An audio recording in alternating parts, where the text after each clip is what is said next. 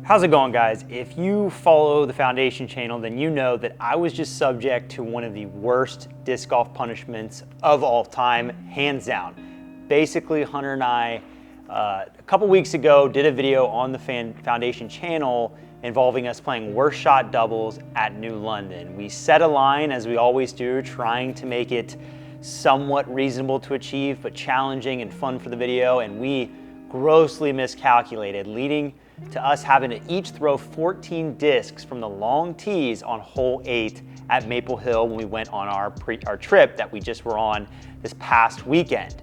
Well, the odds were stacked against me because not only did I have to throw a lot of not ideal discs due to the wheel spin we did to randomly select these 14 discs, but I also was very sick this past weekend, so I didn't have much strength either.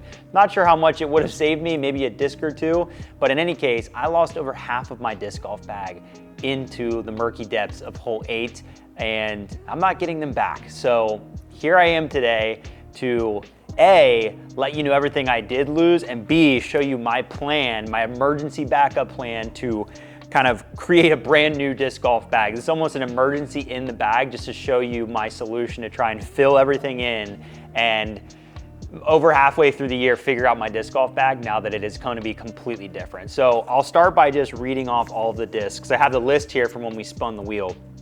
These are all the discs that are gone and are getting replaced.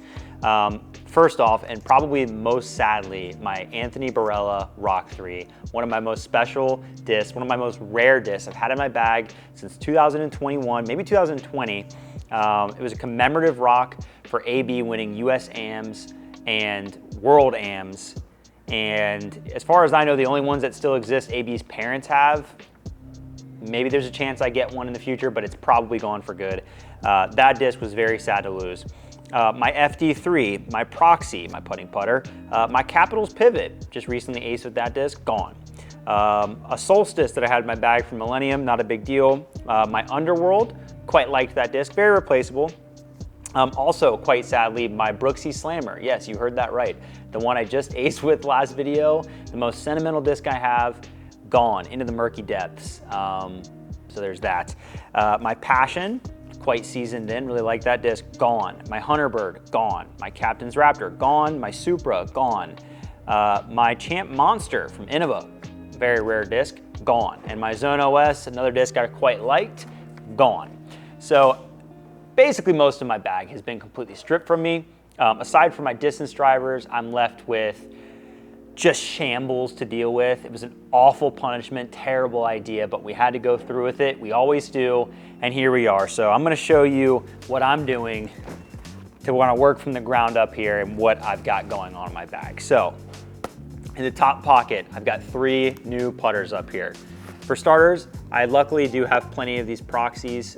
This was not a big deal to replace the one I was using. I had been putting with it all season, but these ones I've been putting in our weekly putting streams we do on the Foundation channel, so should be just fine and not a big deal at all. MVP sent me these Proxies at the beginning of the year graciously, and they've been a lot of fun to use this year. Okay, the other 2 new discs up top. First off, I have a new Slammer. Now, I was thinking about layering in another brand new Slammer anyways. This really forces that process.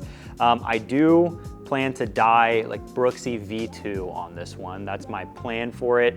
I do have to find the time and motivation to do that again. Maybe if there's any talented dyers who want to do this for me in the comments, I can send it to you and have you send it back.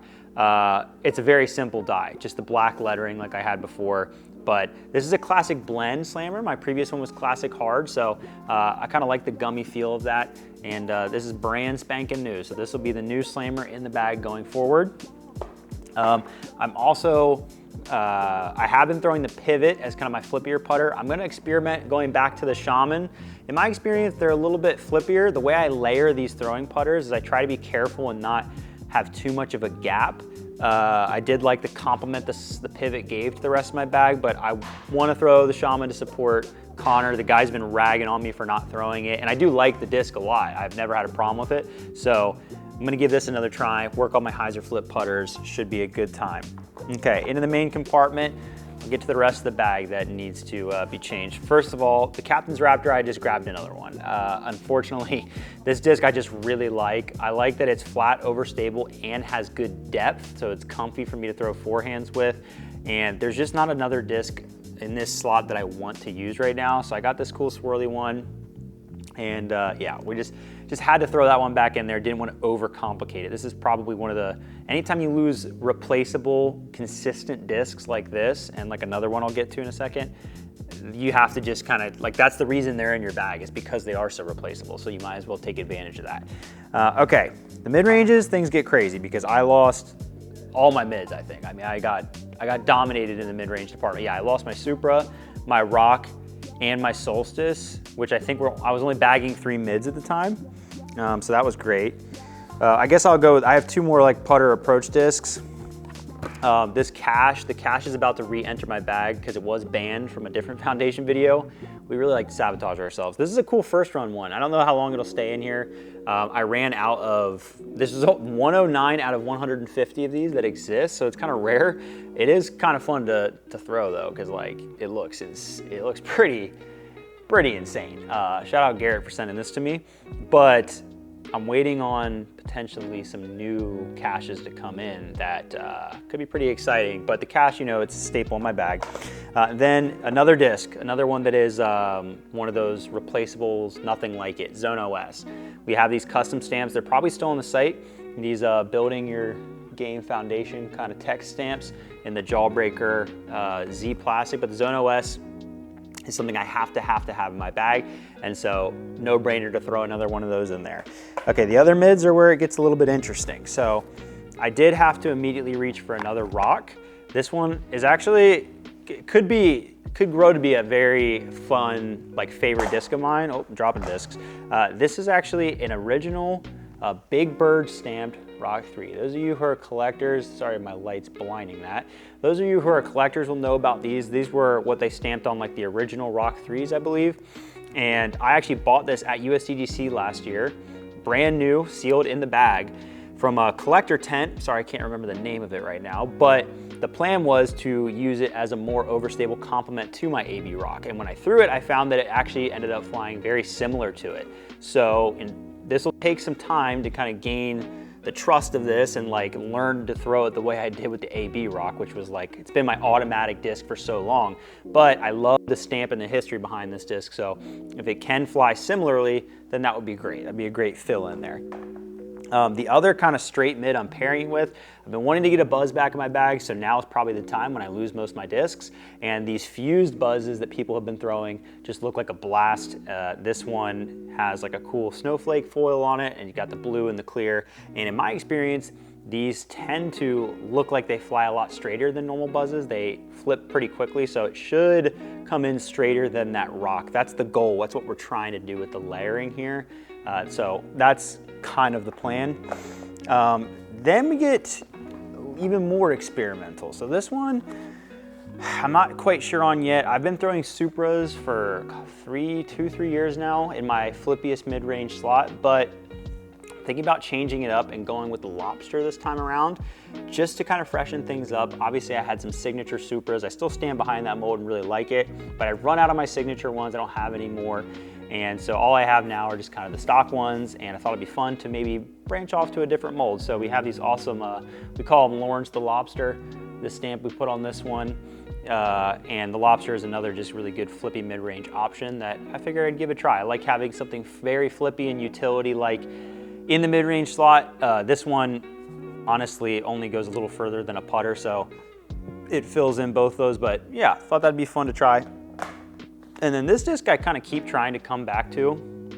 I used to bag them all the time. This is a drone from Discraft. A lot of people don't know about the drone, very underrated. This one's actually a D-Glow one that is in the original TI plastic. If you don't know about that, this one will actually be great to get the shimmer, because this disc, when the original TI plastic came out, it was basically meant to be metallic. They were all in like metallic colors, and this one being like silver. And it's a really unique, nice feeling plastic. The drone is just a longer flying zone. It's a good way to describe it. This should be really good for me throwing my hard backhands that I want to throw flat or a little flex and get a nice reliable finish. I had a Quake really briefly that I got from Sullivan Tipton. I bought it at his Fly Mark stand at Des Moines and then proceeded to leave it out at New London, and I loved that disc. So Sully, if you catch wind of that, send me another one. I'll Venmo you. I really would love to have that, but the drone I'd like to experiment with since I don't have it, and this TI plastic is kind of sick. So into the fairways. The fairways didn't get completely bodied, but they did, like everything else, get harmed. So I lost an Underworld, and luckily I had one sitting at the office just like it. The exact duplicate, this gold, what is it, VIP Horizon, who knows what they're calling it, Underworld. I've actually really liked these. I like to have that stupid flippy fairway that I can throw those crazy hyzer flip shots and, you know, forehand little trick shots with and whatever. Roller, they're great for rollers. I roll these really well, and I don't really throw a lot of rollers. So yeah, another one, very replaceable mold. So why not just replace it? Worked out. Luckily, I was able to keep all my stalkers. I didn't have to throw any of these over the water. But I am I'm a little worried I have a stalk, like an addiction to these things. These ones all have my overstamp, well, except the pink one. And the pink one I've had the longest, it's the flippiest. And then I put the blue one in, and I had a nice 1-2 thing going, but then I got another one and I was like, ooh, I think the blue one's getting a little straighter. Let's go for another new one. And I'm like, is there actually that much of a difference between the three of these discs? I'm not convinced. I'm convinced that there's a difference between the pink one and these two. I'm just not convinced that this blue one is beat in enough. You have to justify the red one. I might just have a problem.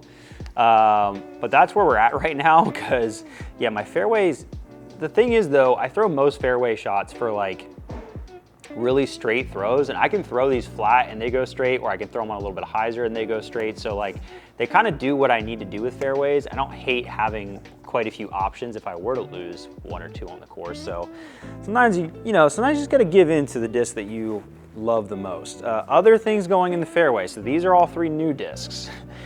Replacing my Passion.